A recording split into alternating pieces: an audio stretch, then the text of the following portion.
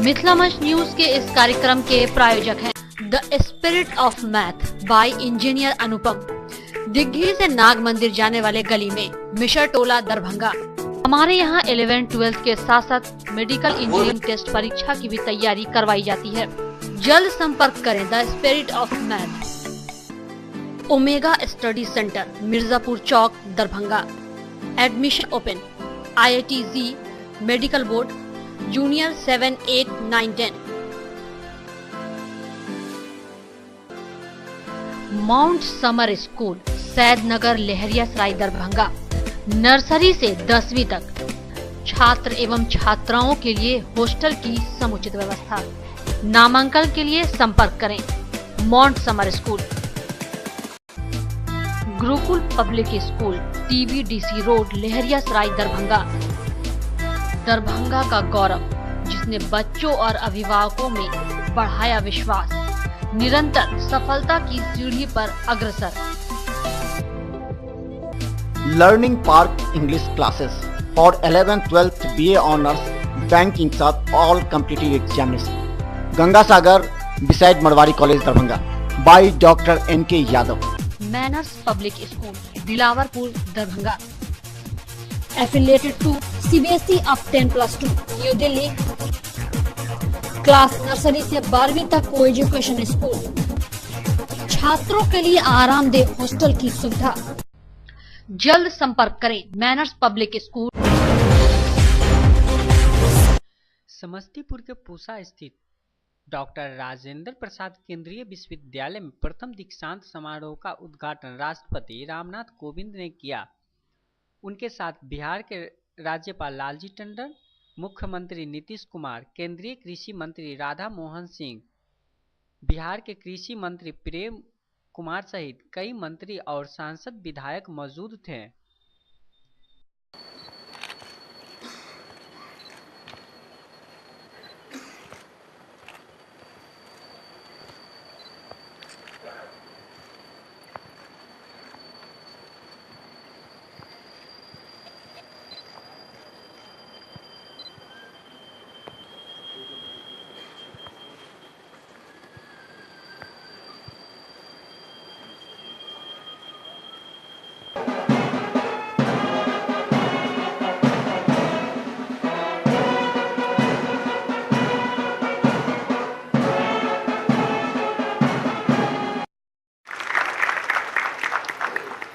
Dr. Neelmani Prakash, Department of Agricultural Biotechnology।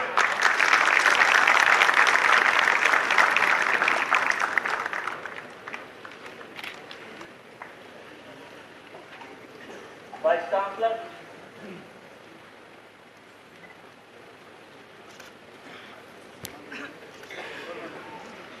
Chancellor sir, delivered welcome address।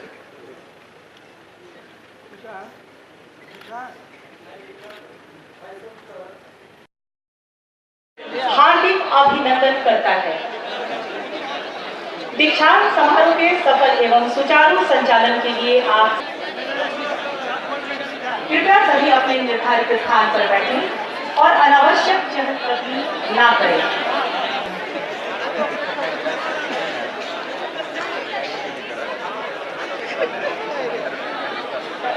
आप सभी अपने निर्धारित स्थान पर ही बैठे और अनावश्यक ही चहलकदमी ना करें। धन्यवाद।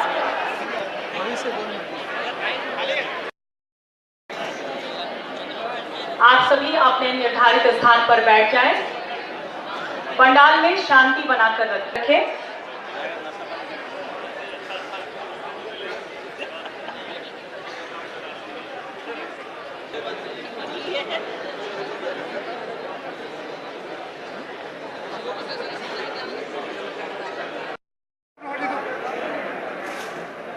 सभी पत्रकार बंधुओं से मेरा विनम्र आग्रह है कि वो इधर पत्रकार बंधुओं से मेरा दीक्षांत समारोह के सफल एवं सुचारू संचालन के लिए आप सभी का सहयोग अपेक्षित है।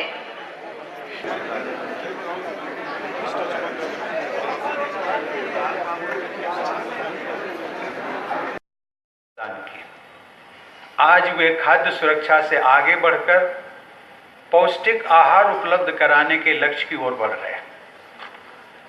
हम सब कृषि उत्पादों का निर्यात करके विदेशी मुद्रा भी अर्जित कर रहे हैं।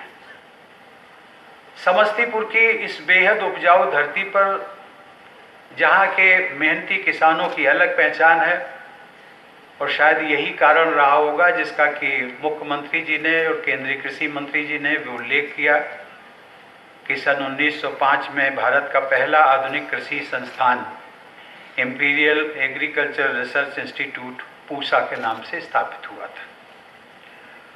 और 1970 में वही संस्थान राजेंद्र कृषि विश्वविद्यालय के रूप में परिवर्तित हुआ, और आज वही संस्थान अपने वर्तमान रूप में डॉक्टर राजेंद्र प्रसाद केंद्रीय कृषि विश्वविद्यालय बन चुका है।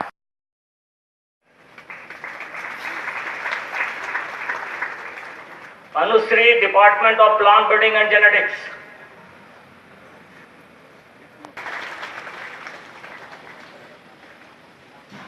Anita Kumari, department of, and doctor Neelmani Prakash, department of agricultural biotechnology.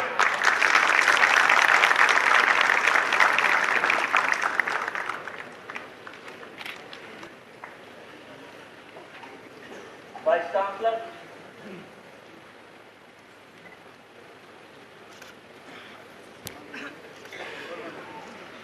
Chancellor sir, delivered welcome address.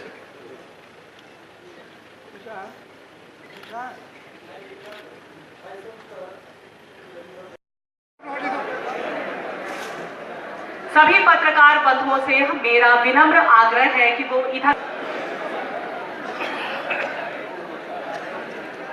पत्रकार बंधुओं से मेरा विनम्र समारोह के सफल एवं सुचारू संचालन के लिए आप सभी का सहयोग अपेक्षित है।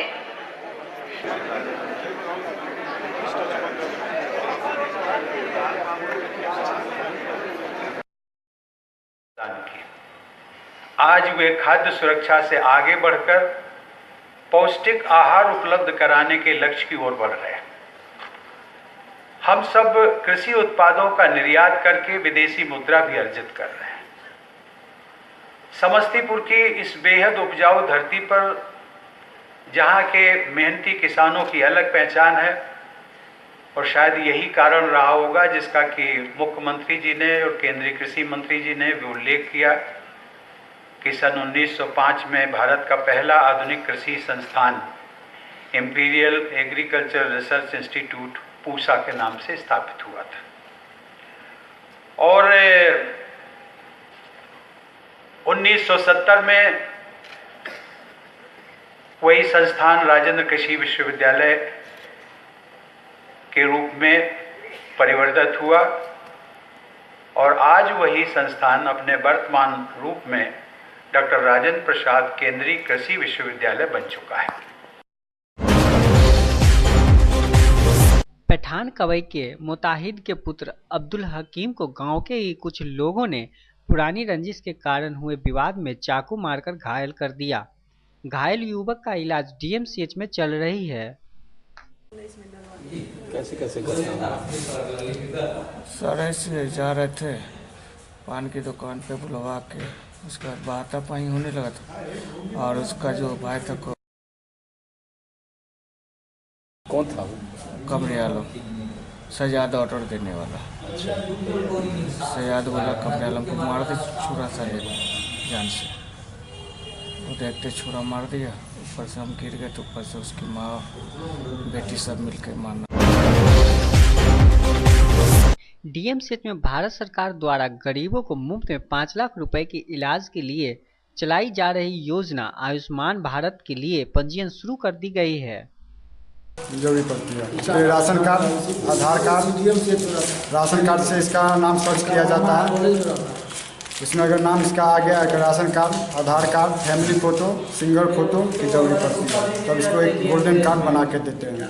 गोल्डन कार्ड कितनी देर में आपको कार्ड बना कर देते हैं? यहाँ से इसको अपलोड करेंगे सॉफ्टवेयर पर, इसका पेपर, तब वहाँ से आपको 1.5 घंटा बाद इसका गोल्डन कार्ड स्टेट को प्रूफ के लिए भेजते हैं। जैसे कि एक परिवार में 4 आदमी हैं तो चारों का गोल्डन बनेगा। तो वो चारों को आपके पास आना पड़ेगा? नहीं, जिसका इलाज होगा उसी को आना पड़ेगा। अच्छा, कब उसको हम गोल्डन कार्ड बना के देंगे, उसका इलाज होगा। अलग अलग आदमी आना पड़ेगा? हाँ, एक परिवार को 5 लाख की स्वास्थ्य बीमा है। एक परिवार को, जैसे एक परिवार में 5 आदमी हैं। अच्छा, तो मेन मुखिया का बनेगा, उसके मुखिया के अंडर में ही जो जितना परिवार है, जिसका बेटा हुआ, उसका पत्नी हुआ, उसका लड़का हुआ, सबका बनेगा कार्ड। उसमें इलाज होगा 5 लाख के अंतर्गत। क्या नाम है? प्रदीप कुमार। हमारे एक मामा जी हैं, उनका थोड़ा सा तबीयत खराब है, उनका इलाज के लिए सख्त ज़रूरी है। तो ऐसे हमारे शुभम नर्सिंग क्लिनिक से पता चला है कि यहाँ आयुष्मान भारत में 5 लाख रुपए का नगद राशि प्राप्त होती है, जो 5 लाख रुपए की मतलब प्राप्त होती है। तो कार्ड के अनुसार वो प्राप्त की जाती है। तो इसके बिहार सरकार के अनुदानित मदरसा में कार्यरत नियोजित शिक्षकों ने वेतन भुगतान में भेदभाव को लेकर धरना के माध्यम से जिला पदाधिकारी को सम्मान पत्र दिए। 16 महीने की तनख्वाह नहीं दी गई हो, वैसे मुदर्रिस फिर बैंक समाज से कर्ज लेकर के मदरसा बोर्ड का चक्कर लगाने का काम किया। शिक्षकों के वेतनमान के लिए 24 तारीख से हम लोग धरना पटना में गर्दनी बाग में अनिश्चित काल करने जा रहे हैं, गैर मुअय्यना धरना करने जा रहे हैं। हम लोगों की बिहार सरकार से मांग है कि आप वेतन का मान करने में मदरसा शिक्षकों के साथ भेदभाव क्यों बरत रहे हैं। 2011 में माननीय मुख्यमंत्री जी नोटिफिकेशन किया कि हम मदरसा शिक्षक को और स्कूल शिक्षक को जो कॉन्ट्रैक्ट पर आ रहे हैं, नियोजित हैं, उनको बराबर की सुविधा देंगे। जब वेतनमान स्कूल के टीचरों को की गई, वहाँ पर मदरसा के टीचरों को छोड़ दिया गया।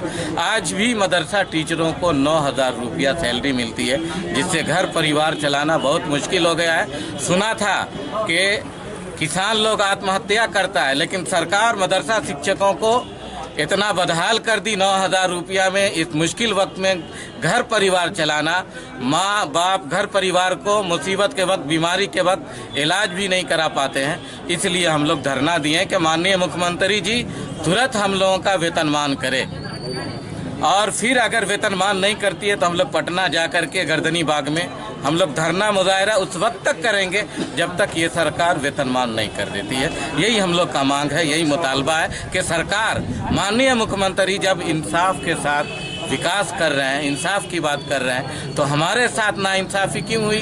हमारे पुराने शिक्षक एक ही दीवार में, एक ही छत के नीचे जो पुराने टीचर पढ़ाते हैं, उनको सैलरी सरकार देती है 35,000, 40,000, और सेम काम करते हैं हम, सेम वक्त देते हैं हम, उसी किताब को पढ़ाते हैं, उतनी समय देते हैं, हमको 9,000 सरकार देती है। इसलिए कहेंगे कि सरकार अपनी गलती को दुरुस्त करे, अविलंब दुरुस्त करे, और हम लोगों का वेतनमान का तुरंत ऐलान करे। मैं एक और ऑप्शन देता हूं, सरकार के लोग कहते हैं जादूगर JR गोगिया सरकार 16 नवंबर से शहर के लोगों के बीच दिखेगा। जादूगर का यह कार्यक्रम उमा सिनेमा में 1 महीने तक चलेगी, जिसमें प्रत्येक दिन 3 शो होंगे। इस बात की जानकारी जादूगर गोगिया सरकार ने दी। उन्होंने कहा कि 16 नवंबर को इसका उद्घाटन विधान पार्षद अर्जुन सहनी करेंगे। अदा करूंगा कि मैं पहली बार दरभंगा के सरजमी पे अपने जादू के कार्यक्रम को लेकर आए हैं, और प्रेस वार्ता जो मैं आज के स्टेट में रखा हूं, और हमारे जितने भी मीडिया कर्मी, हमारे सहयोगी जो भी सपोर्ट करने हमें आए हैं, मैं ये कार्यक्रम भव्य शुभारंभ कल संध्या 6:30 बजे यानी 16 नवंबर को करने जा रहा हूं। और मैं इसमें काफ़ी कुछ नई चीज़ों को और नई चीज़ को, बदलाव को लेकर के आया हूं, जो दरभंगा वासियों ने पहले शायद नहीं देखा हो। इसलिए मैं सारे दरभंगा वासियों से अपील करना चाहूँगा कि हमारे कार्यक्रम में आएँ और कार्यक्रम का भव्य शुभारंभ में अपना सहयोग दें। और काफ़ी कुछ मैं जनता के अंधविश्वास को दूर करने की कोशिश करूंगा। जैसे आज हमारे देश में, बिहार में, झारखंड में हमारे शराबबंदी हुई। शराबबंदी पे भी हमारे यहाँ कार्यक्रम है। मैं दिखाता हूँ अपने जादू के माध्यम से कि शराब नहीं पीना चाहिए, शराब पीने से क्या हानियाँ हैं नहीं हैं।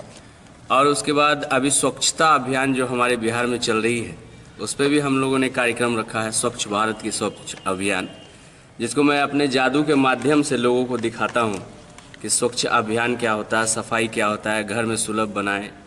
अपने जादू के माध्यम से कई लोगों को मैं अंधविश्वास को दूर कर रहा हूँ और इसमें आप तमाम मीडिया का हमें सपोर्ट चाहिए, सहयोग चाहिए, ताकि मैं अपने कार्यक्रम के माध्यम से जनता को जागरूक कर सकूं।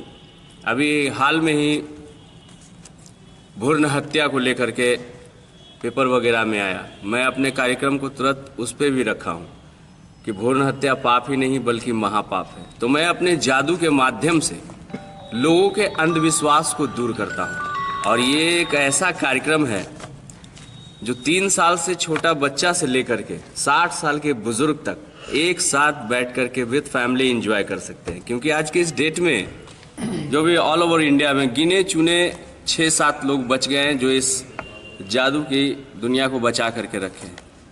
और आपका क्वेश्चन है कि और जादूगर में और हम में क्या फ़र्क है, तो मैं अपने जादू का शो का जो भी मेरे पास खेल है, जो भी हमारे पास आइटम है, इसमें कहीं ना कहीं कुछ ना कुछ और लोगों से हट करके है। नए नए चीज़ मिलेंगे देखने को। दूसरी चीज़, लोग जादू सिर्फ दिखाते हैं, ऑर्गेनाइज करते हैं, अपना घर परिवार चलाते हैं, लेकिन मैं जादू भी चलाता हूँ, साथ साथ लोगों के अंधविश्वास को भी दूर करता हूँ। उसके साथ सरकार जो ये योजनाएं चलाई हैं, मैं तो सरकार से जुड़ा हुआ नहीं हूँ, लेकिन फिर भी मैं अपने माध्यम से, अपने जादू के माध्यम से लोगों के अंधविश्वास को दूर करता हूँ। और जैसे जुआ खेलते हैं आप लोग, आम लोग, अभी दिवाली दशहरा ये सब गुजरा, काफ़ी जगह बहुत सारे जुआ वगैरह होते हैं और उसमें लोग हारते भी हैं, जीतते भी हैं, लेकिन जीतने वाले एक होते हैं और हारने वाले लाखों में होते हैं। क्या? तो मैं अपने कार्यक्रम के माध्यम से ये भी लोगों को हो गया धंधा और उद्घाटन करने वाले विधान परिषद माननीय श्री अर्जुन सहनी जी हैं, जो 6:30 बजे कार्यक्रम का उद्घाटन करेंगे। शो का कब से प्रदर्शन, कितनी देर का शो है? और मेरा शो 2.5 घंटे का है और शो आप लोग देखने के बाद, जैसे आप लोग कलम के जादूगर हैं तो यहाँ भी साइंस के जादूगर हैं, तो ये आप लोग देखने के बाद डिसाइड कीजिए कि जो कौन से अच्छे हैं। कीलाघाट मदरसा में गुरुवार अल्पसंख्यक जदयू कार्यकर्ता सम्मेलन का आयोजन किया गया।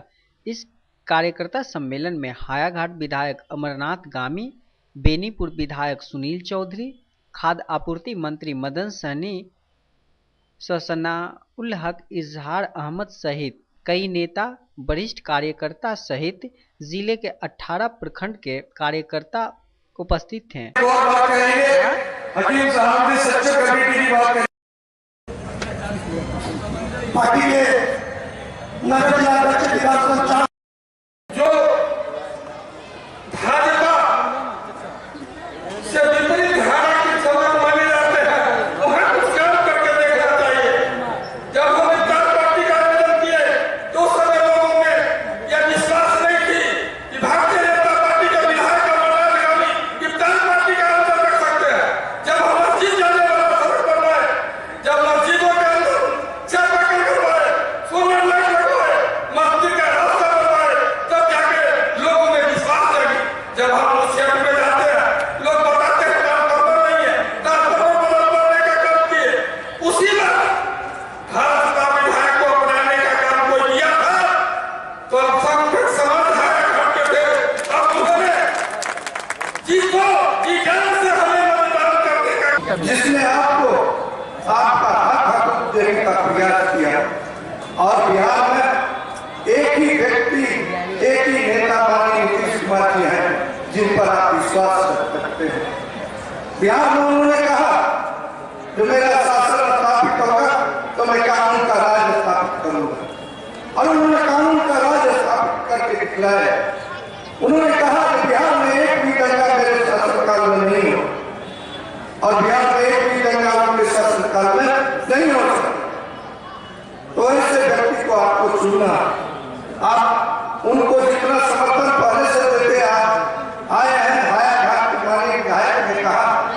कि आपके समर्थन से 6000 से साथ करता हूँ, जिसमें जलसा कर रहे हैं, एक बड़ा प्रोजेक्ट प्लान बनाए हैं। तो हमें लगता है कि चाहे वो रोड को कोस्टल बनाना हो या पानी से जुड़ा हुआ चाहे दरभंगा जिला का वो भी अपनी होगा, रोड जो लगेगा उसमें लगाया जाएगा और अपने के साथ सम्मान देने का काम।